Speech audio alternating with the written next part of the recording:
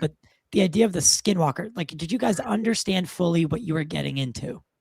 Okay, so a couple things, in this kind of line of question, if you will. So obviously, skinwalker comes from the Navajo term, and the skinwalker is essentially a doctor or witch doctor, or witch that commits pretty evil acts and takes on abilities and wears the skin of whatever animal. Like, it's not just say a coyote or a wolf. Like, they can kind of take on the aspects of other things, right?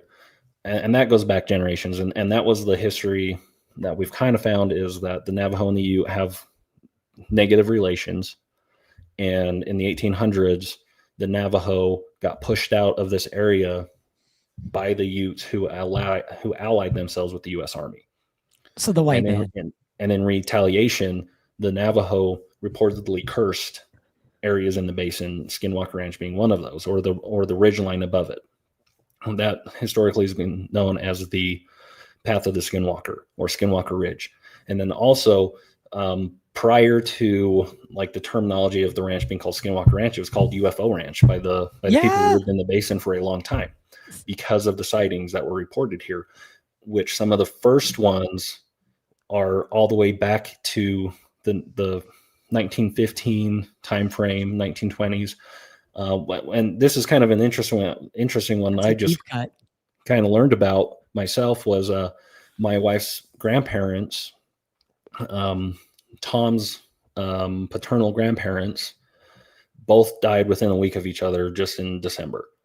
And that led my wife and I kind of mostly my wife reading a lot of her family history. And she has, in that line, back to 1883, one of the first settlers out here, her ancestor, like her great-great-great-grandpa, whatever, had an experience where an orb came out of the sky, freaked out him, his friend, their horses bolted, and this light sat there, hovered in front of them, and took off.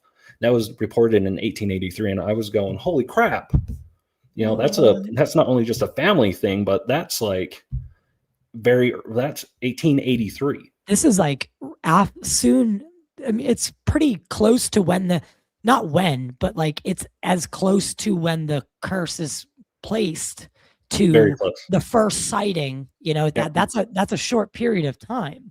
Well, and then that's the thing is, when you go, like, we've kind of shown this a lot. There's the Masonic symbol that's carved onto the mesa right above where the command center sits. It's within a couple hundred yards. And that Masonic symbol, the history that we've kind of found, and I know Bigelow did some of this research also, and that's where some of our basis to do the deeper dive was the Buffalo Soldiers come out, or I want to say it was the 9th Cavalry, I think, which were the Buffalo Soldiers from the Civil War. And there was a gentleman who was in that unit who grew up, I think, a slave in the South, got his freedom, joined the cavalry to fight in the Civil War, ends up getting the Medal of Honor, is attached to this unit that then gets sent west. And that unit was at Fort Duchesne, or Old Fort Duchesne. And they're the ones who had the directive to keep the Utes in the reservation, right? And I did a deep dive into that. And then you had the Mormon settlers that were out here, obviously.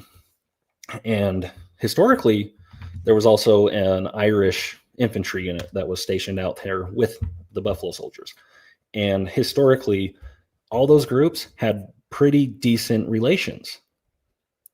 Okay. And there were times when the Utes would try to leave the reservation at different times to go back into Colorado, where a lot of their traditional territory was. Also, the Buffalo Soldiers were the ones that went out and rounded them up and actually protected them from Colorado militia and settlers and brought them back. Whoa. So how does... But anyways, that gentleman I told you about, his name was Augustus Wall, or Augustus Wally, I can't remember exactly, but he was reportedly a Masonic member, because the officers to the Buffalo Soldiers were Masonic members also.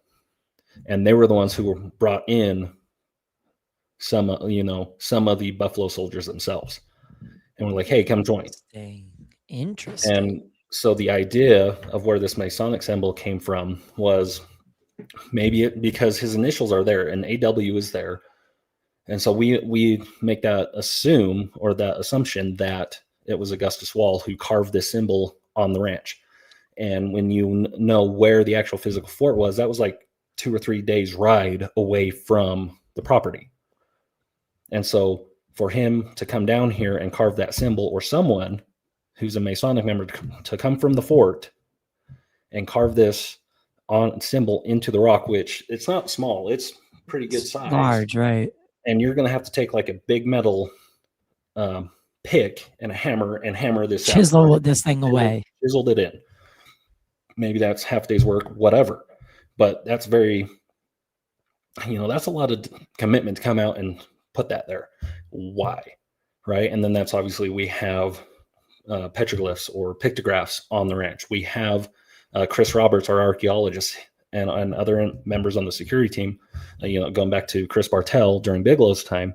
Yeah. And I have another Marine who's on my security team right now, Nate, who has also found a lot of arrowheads, native or tribal pottery, things like that. There's other archaeological evidence confirmed by Chris that shows potential human interaction or even living on this property all the way back to 10,000 plus years ago. Right. So lots of history. And then there's other areas in this, in the basin that I've had the opportunity to go and find and locate with other individuals, showing lots of cool stuff. Yeah. Bartell's such a good dude. Narrative all the way back to confirmed stuff in the 1800s, right? And then obviously fast forward, there's the Myers family, there's the Sherman family, there's all this stuff that happens, and there was reported activity for years, right? And then law enforcement has given me a pretty good handle on some other information because older officers have shared stories